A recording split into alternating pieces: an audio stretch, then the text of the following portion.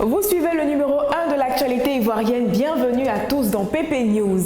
Direction Tatouzon où les liens familiaux sont plus forts que la concurrence durant l'élection du président de la Mutuelle de développement.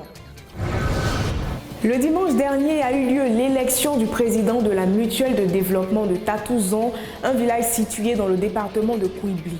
Dans les starting blocks, deux candidats, M. T. Sylvain, DG de société, et M. Tao Joseph, en fonction à la direction des impôts d'ICIA, par ailleurs oncle du premier cité.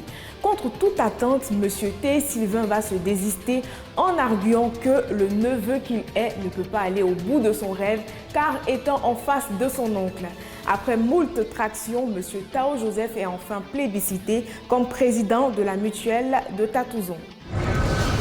Ce mardi 14 janvier, un accident impliquant un minicar communément appelé Gbaka s'est produit à la Riviera 2 aux environs de 11 heures. Le Gbaka est entré brutalement dans la station d'essence Shell qui se trouve à quelques encablures du centre commercial Cap Nord, emportant sur son chemin une pompe à essence.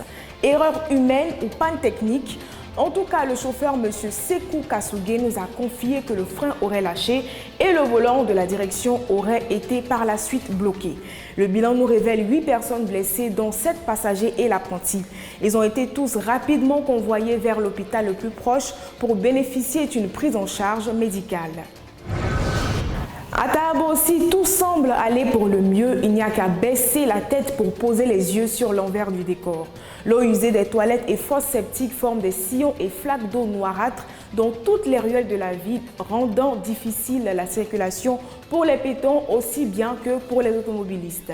À ce spectacle s'ajoutent les odeurs qui s'échappent de ces flaques. Cette situation, constatée depuis le lundi 13 janvier, dure depuis plus d'une décennie, à en croire Nicolas Comenin, un habitant de la ville.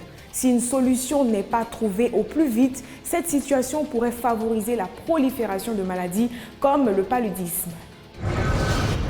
Zoom spécial sur les mariages, précisément à la mairie d'Adjamé. Monsieur Sanogo Lassina et mademoiselle Blé Mireille ont choisi la couleur blanche pour immortaliser le jour de leur union. Alors que Lassina arborait fièrement un riche bazin 3 pièces d'un blanc immaculé, son épouse portait une longue robe blanche d'un blanc éclatant. Traoré Fatoumata, contrairement à la première mariée, a ajouté un magnifique voile blanc à sa robe, tandis que son époux, M. Koulibaly Fondio, a opté pour un smoking et pantalon noir, chemise blanche avec un nœud papillon. Pour plus d'informations sur les sujets abordés précédemment, rejoignez-nous sur ppsoup.com. Merci de nous avoir suivis, j'espère avoir su mériter votre précieux temps.